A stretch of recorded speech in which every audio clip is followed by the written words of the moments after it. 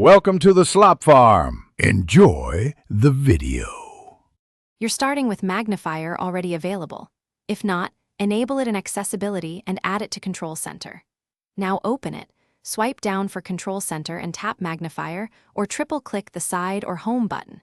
Once it appears, you'll see the loop view and controls for zoom, filters, and a shutter.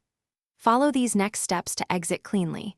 Make sure to note how you opened it because closing can be done the same way or with on-screen controls. Once Magnifier is open, you can close it quickly by tapping the on-screen close or X control, usually top left or top right depending on iOS. If you use the accessibility shortcut, triple-click the side or home button again to toggle it off. This is often the fastest method. If the interface freezes, open the app switcher and swipe the Magnifier preview up to force quit. Make sure to use the same activation method to confirm it fully closes and returns you to the home screen.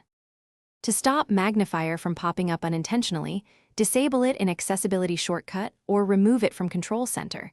Go to Settings to adjust both.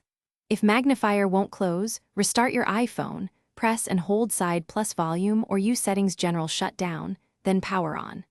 As a last resort, check for an iOS update because stuck accessibility features are often resolved by patches.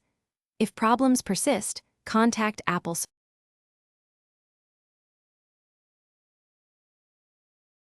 Thanks for watching. Consider subscribing if we helped you today.